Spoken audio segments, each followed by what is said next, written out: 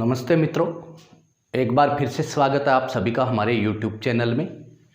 हम अपने चैनल पे एजुकेशनल साइकोलॉजी पढ़ रहे थे, जिसमें मुख्य रूप से writ, CTET, first grade, second grade, इनमें आने वाली साइको के टॉपिक हम विस्तार से पढ़ते आए हैं। इसी श्रृंखला में आज का हमारा टॉपिक है संरचनावादी संप्रदाय।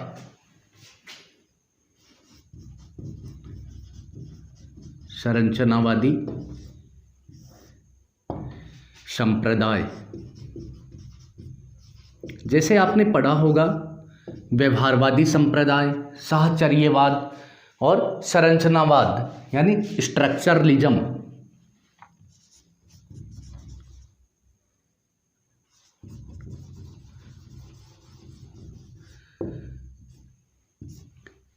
इसमें मुख्य रूप से एक या दो क्वेश्चन किए जाते हैं, तो हम संरचनावाद को आज विस्तार से समझते हैं। सबसे पहले बात करते हैं कि संरचनावाद के प्रवर्तक कौन है, इसकी शुरुआत कहाँ पे हुई। प्रथम पंक्ति के ही इम्पोर्टेंट क्वेश्चन बन जाते हैं। तो संरचनावाद के प्रवर्तक विलियम वुंट एवं टिचनर हैं।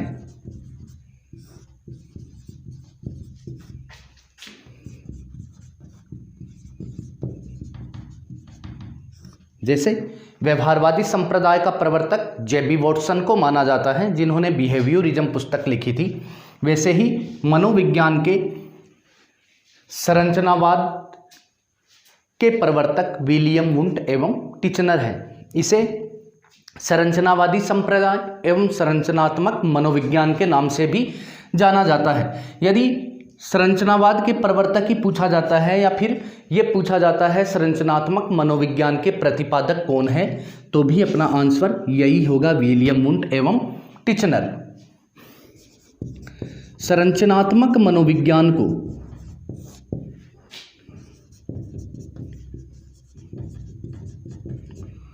अस्तित्ववादी मनोविज्ञान के नाम से भी जाना जाता है। अस्तित्ववादी मनोविज्ञान, और ये नाम किसने दिया, तो जेम्स ड्रेवर ने दिया। यहां पे प्रश्न बन जाता है, किस मनोवैज्ञानिक ने संरचनात्मक मनोविज्ञान को अस्तित्ववादी मनोविज्ञान कहकर संबोधित किया है, तो आंसर होगा James Drever. Titchener William Wundt के शिष्य थे, यानी इन दोनों में गुरु एवं शिष्य का संबंध था। विलियम वुंट एवं टिचनर ने अमेरिका के कर्नेल विश्वविद्यालय से संरचनावादी संप्रदाय की शुरुआत की।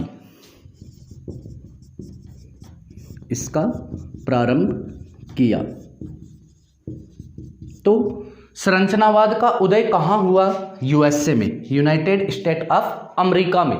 किस विश्वविद्यालय में किया गया, कर्नेल यूनिवर्सिटी में। किसके द्वारा, विलियम वुंट एवं टिचनर के द्वारा। ये तीनों ही पंक्तियां इंपॉर्टेंट हैं, अर्थात संरचनावाद के प्रतिपादक या प्रवर्तक कौन है, विलियम वुंट एवं टिचनर। विलियम वुंट एवं टिचनर द्वारा अमेरिका के कर्नेल यूनिवर्सिटी से संरचनावादी संप्रदाय का प्रारंभ किया गया। संरचनात्मक मनोविज्ञान को जेम्स ड्रेवर ने अस्तित्ववादी मनोविज्ञान कहकर पुकारा है। अब बात करते हैं विलियम वुंट। याद कीजिए, आपने पढ़ा होगा मनोविज्ञान का अर्थ एवं परिभाषाएं। तो मनोविज्ञान के अर्थ में सबसे पहले मनोविज्ञान आत्मा का अध्ययन था, उसके बाद में मन व मस्तिष्क का विज्ञान था, और तीसरे बिंदु में मनोविज्ञान चेतना का विज्ञान कहा गया, यानी चेतना के अध्ययन के रूप में, और चौथा व्यवहार के अध्ययन के रूप में। तो चेतना का अध्ययन इसे किसने माना था, विलियम वुंट ने माना था। और इसके तहत सर्वप्रथम विलियम वुंट ने ही 1879 में, याद आया क्या किया था, 1879 में जर्मनी के लिपजिंग शहर में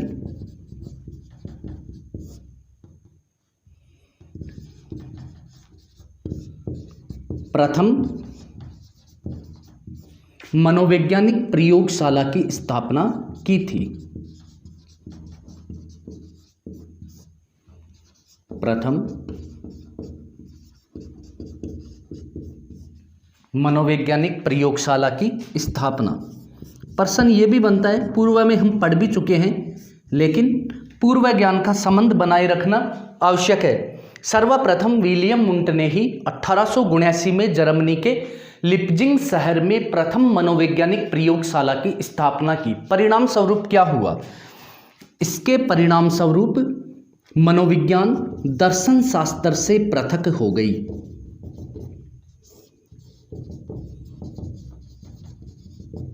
पृथक होकर किसके रूप में स्थापित हुई? प्रयोगात्मक मनोविज्ञान के रूप में।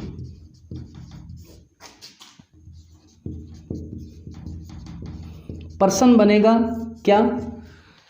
किसके प्रयासों से मनोविज्ञान दर्शन शास्त्र की शाखा से पृथक हुई? William Wundt. प्रारंभ में मनोविज्ञान को दर्शन शास्त्र की एक शाखा के रूप में ही पढ़ा जाता था या अध्ययन किया जाता था, किंतु जब 1879 में विलियम वुंट ने प्रथम मनोवैज्ञानिक प्रयोगशाला की स्थापना की तो उनके प्रयासों से यह दर्शन शास्त्र से पृथक हुई और एक स्वतंत्र विषय के रूप में स्थापित हुई।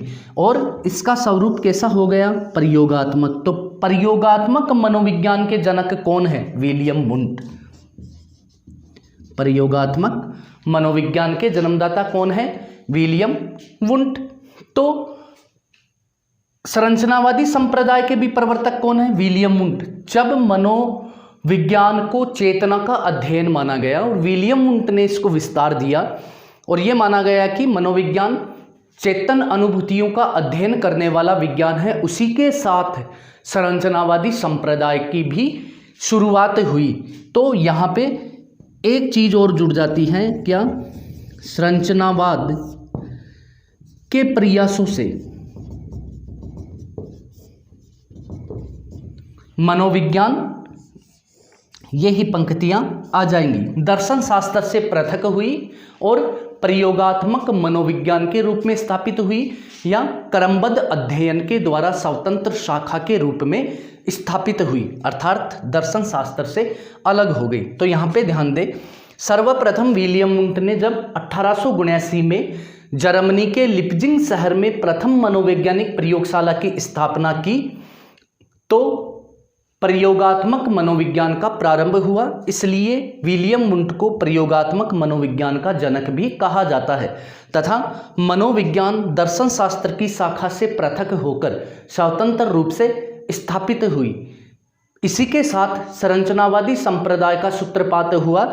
इसलिए ये माना जाता है कि संरचनावादी संप्रदाय के प्रयासों के परिणाम स्वरूप ही मनोविज्ञान दर्शन शास्त्र से पृथक होकर स्वतंत्र रूप से स्थापित हुई। तो प्रश्न ये बन जाता है, किस संप्रदाय को मनोविज्ञान को स्वतंत्र रूप से स्थापित करने या प्रयोगात्मक मनोविज्ञान के रूप में स्थापित करने का श्रेय प्राप्त है?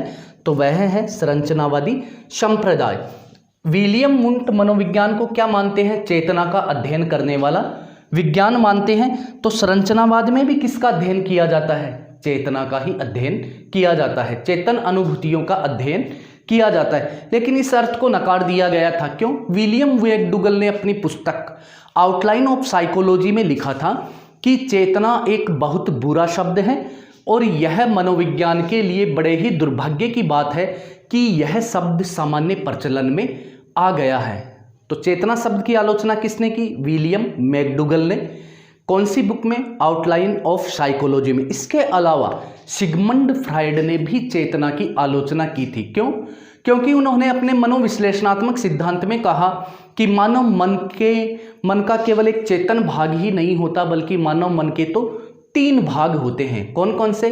चेतन, अर्धचेतन एवं अवचेतन, अवचेतन या अचेतन। इसलिए केवल चेतन भाग का अध्ययन करना काफी नहीं है, बल्कि मानव के मस्तिष्क या मन के तीनों भागों का अध्ययन करना आवश्यक है। और उसके बाद में मनोविज्ञान व्यवहार के रूप में स्थापित हुई थी। इसलिए धीरे धीरे इस संरचनावाद को भी नकार दिया गया, चेतन अवस्था के अध्ययन करने वाले को भी नकार दिया गया। किंतु प्रत्येक संप्रदाय से, चाहे वह किसी भी विषय से संबंधित हो, जो भी प्रयास होते हैं उनसे कुछ न कुछ उस विषय को प्राप्त अवश्य होता है। तो वही स्थिति संरचनावाद की भी है कि शिक्षा के क्षेत्र में संरचनावाद का क्या प्रभाव रहा और शिक्षा मनोविज्ञान कैसे प्रभावित हुई, इसलिए इसका विश्लेषण आवश्यक है। तो संरचनावाद है क्या?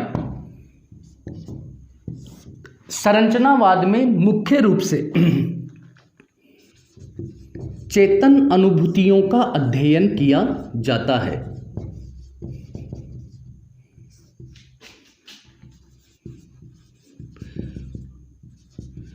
और चेतन अवस्था, मनुष्य की चेतन अवस्था कितनी है? केवल 1/10 भाग।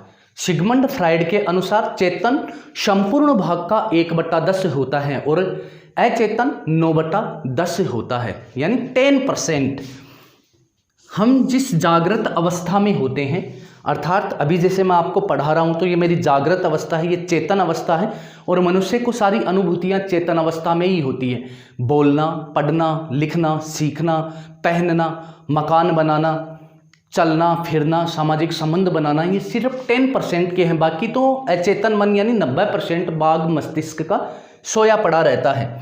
तो सिगमंड फ्राइड ने इसको केवल 10% माना और विलियम वुंट ने अपने संरचनावादी संप्रदाय या मनोविज्ञान को चेतना का विज्ञान माना। उसमें कहा कि मनोविज्ञान व्यक्ति के चेतन अनुभूतियों का अध्ययन करती है। या हम ये भी लिख सकते हैं कि संरचनावादी संप्रदाय का मानना है, संप्रदाय की मान्यता है क्या, कि मनुष्य की चेतन अनुभूतियों का अध्ययन किया जाना अति आवश्यक है, या चेतन अनुभूतियों का अध्ययन संरचनावादी संप्रदाय में किया जाता है। स्वयं विलियम वुंट ने मनोविज्ञान को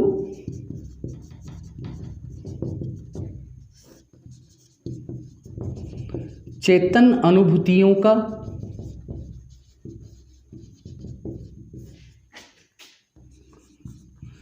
अध्ययन करने वाला विज्ञान कहा है।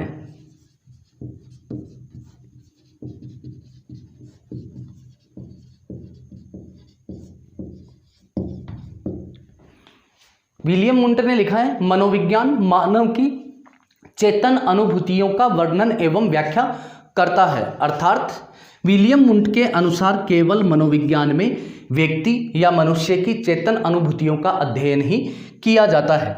अब विलियम वुंट ने इस चेतना के 2 तत्व बताए हैं।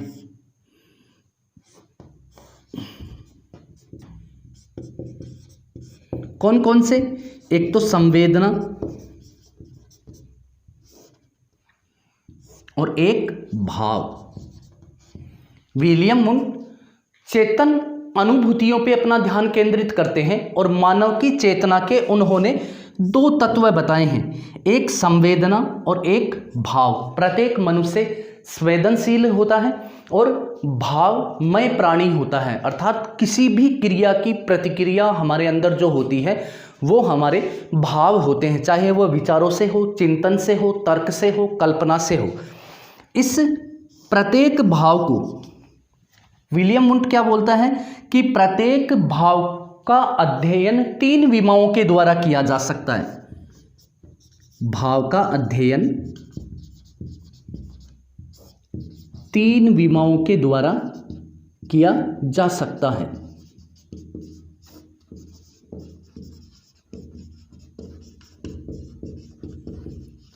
अब ये 3 विमाएं कौन कौन सी बताई हैं विलियम वुंट ने? तो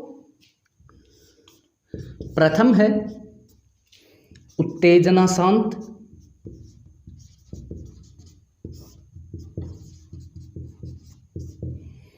दूसरी है तनाव शिथिलन,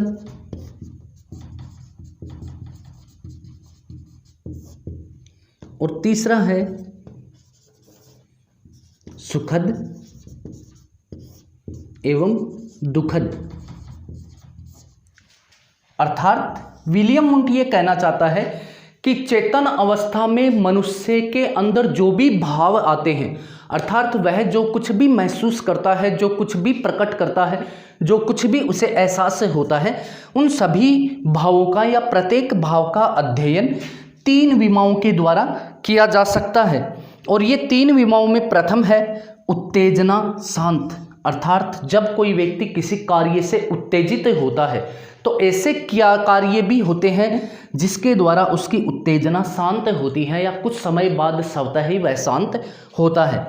कुछ स्थितियां या परिस्थितियां ऐसी होती हैं जिससे व्यक्ति स्ट्रेस का अनुभव करता है, तनाव या अवसाद में आता है, किंतु कुछ समय बाद या कुछ परिस्थितियां ऐसी होती हैं कि उससे उसका तनाव दूर होता है। ये सब किस अवस्था में होते हैं?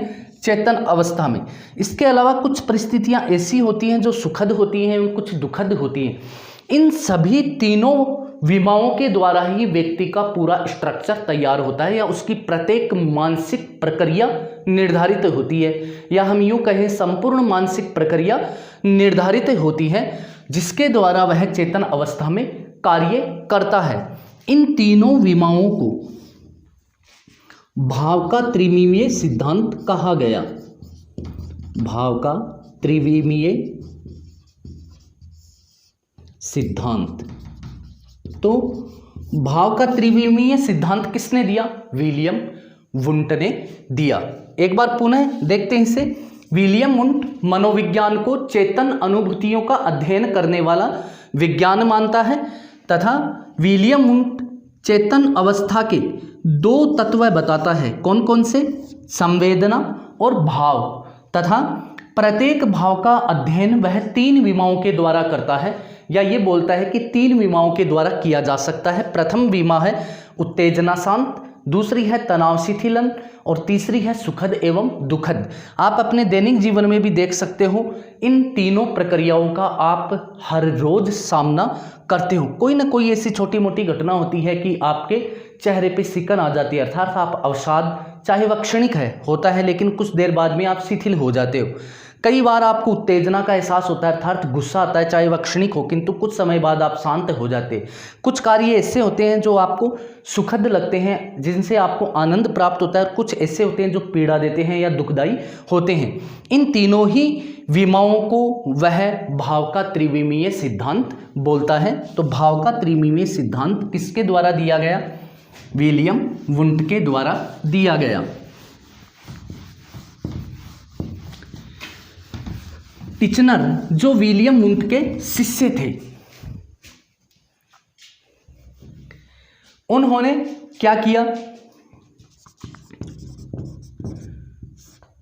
टिचनर ने इस संरचनावादी संप्रदाय को और विकसित किया और उन्नत किया तथा चेतना के 3 तत्व बताए। विलियम वुंट ने कितने बताए? 2, जबकि टिचनर ने 3 तत्व बताए। प्रथम वही है संवेदना, दूसरा है प्रतिमा और तीसरा है अनुराग। इस प्रकार विलियम वुंट के शिष्य टिचनर ने चेतना का अध्ययन किया और विलियम वुंट के द्वारा बताए गए 2 तत्वों में परिवर्तन करके 3 तत्व बताए। प्रथम बताए संवेदना, दूसरा प्रतिमा और तीसरा अनुराग, कि इसके द्वारा चेतना का निर्धारण होता है या चेतन अवस्था में व्यक्ति कार्य करता है। इसके लिए अलावा एक चीज और बताऊं आपको, वुंट एवं टिचनर दोनों ही अंतः निरीक्षण विधि को मनोविज्ञान की प्रमुख विधि मानते हैं। अंतः निरीक्षण विधि, ये इंपॉर्टेंट प्रश्न है। संरचनावादी संप्रदाय में मनोविज्ञान की सबसे प्रमुख विधि किसे माना गया है?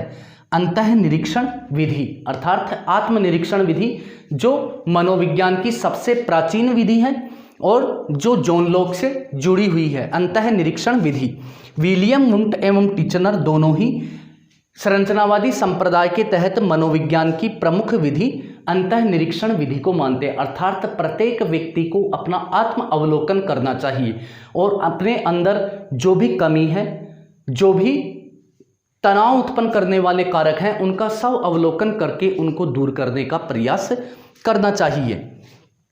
तो विलियम वुंट व टिचनर अंतर्निरीक्षण या आत्मनिरीक्षण विधि को मनोविज्ञान की सर्वश्रेष्ठ विधि मानते हैं। टिचनर ने इसको और विकसित करते हुए चेतना के 3 तत्व बताए। इसके अलावा विलियम वुंट ने चेतना के जो 2 तत्व बताए हैं, संवेदना और भाव, उनकी 2 विशेषताएं बताई।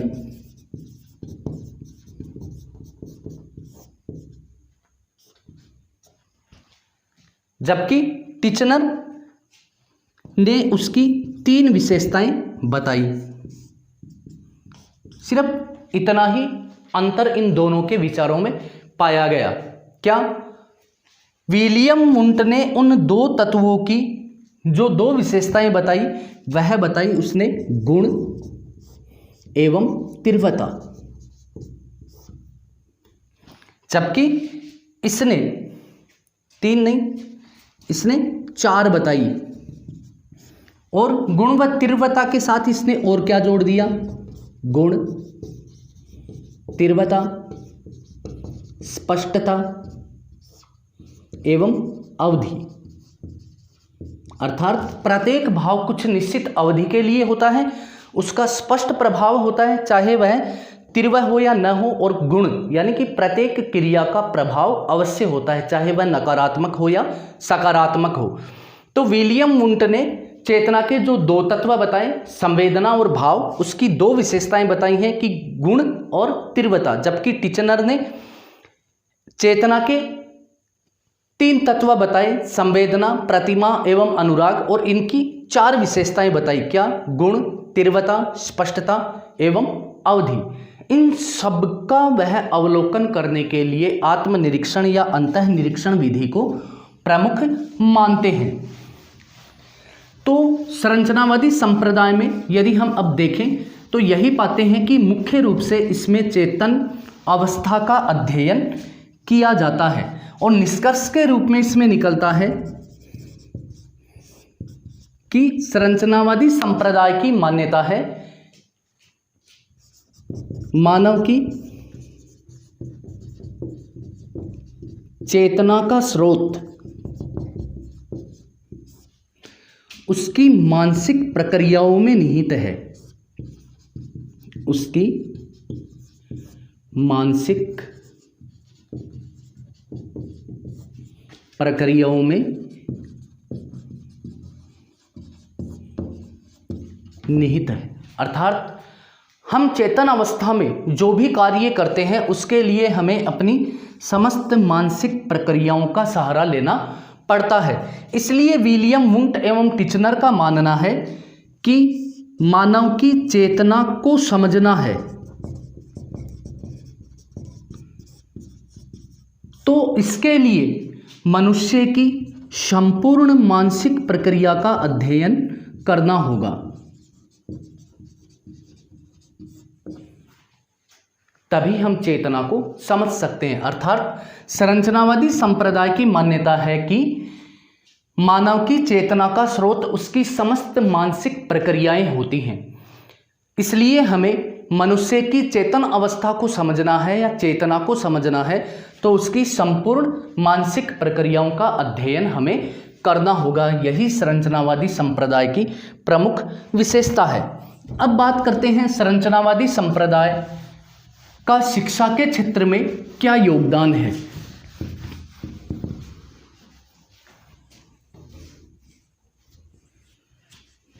संरचनावादी संप्रदाय का शिक्षा में योगदान।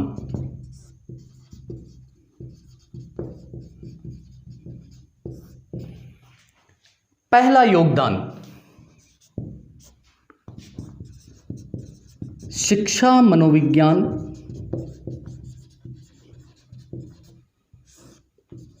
का स्वरूप प्रयोगात्मक हो गया। कैसे?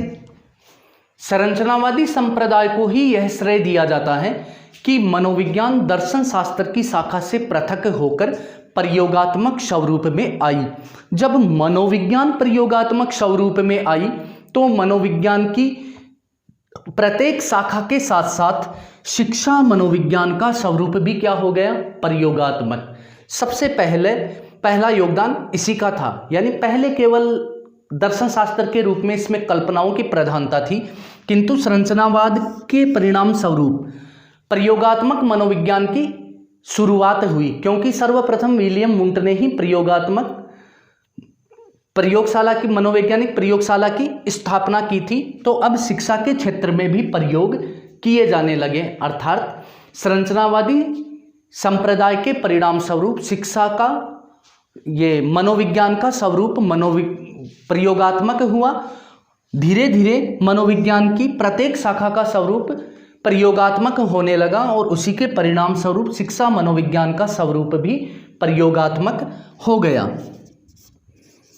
प्रयोगात्मक स्वरूप के कारण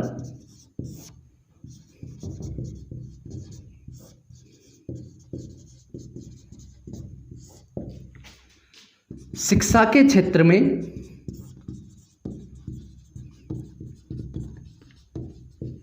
नवीन विधियों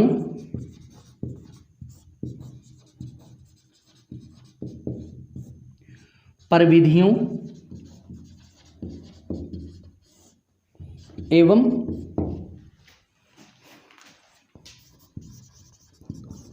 पद्धतियों का प्रयोग किया जाने लगा।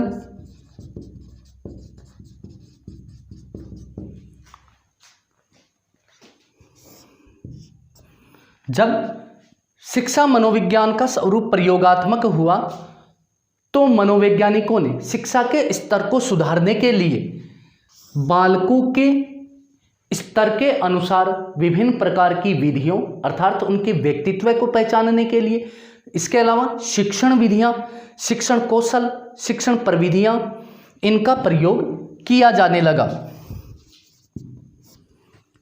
संरचनावादी संप्रदाय के परिणाम स्वरूप बालकों की मानसिक प्रक्रिया,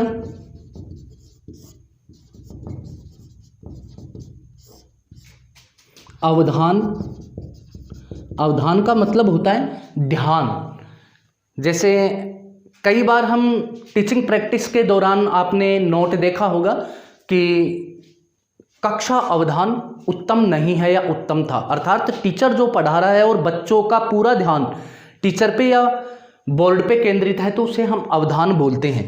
तो मानसिक प्रक्रिया, अवधान, चिंतन, तर्क एवं स्मरण पर दिया जाने लगा। जब शिक्षा मनोविज्ञान का स्वरूप प्रयोगात्मक हुआ तो शिक्षकों के द्वारा एवं मनोवैज्ञानिकों के द्वारा मुख्य रूप से बालकों की मानसिक प्रक्रिया का अध्ययन किया जाने लगा। उनके अवधान में बाधा उत्पन्न करने वाले कारकों पर ध्यान दिया जाने लगा, उनकी चिंतन शक्ति बढ़ाने पर ध्यान दिया जाने लगा, उनमें तर्क शक्ति एवं स्मरण शक्ति को बढ़ाने का प्रयास किया जाने लगा। देखा होगा आपने शिक्षा मनोविज्ञान की प्रमुख देन क्या है, शिक्षा बाल केंद्रित हो गई, पहले शिक्षक केंद्रित थी।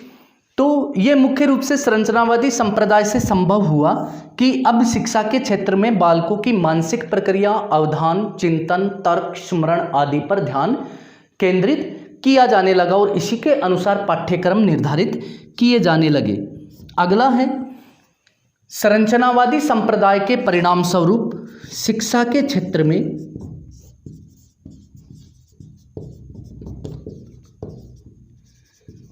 उन पाठ्यक्रमों का समावेश किया जाने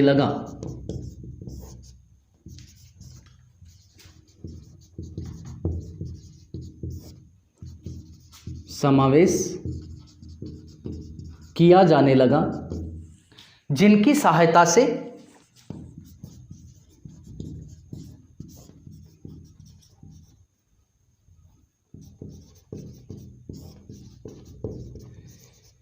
बालकों की मानसिक शक्ति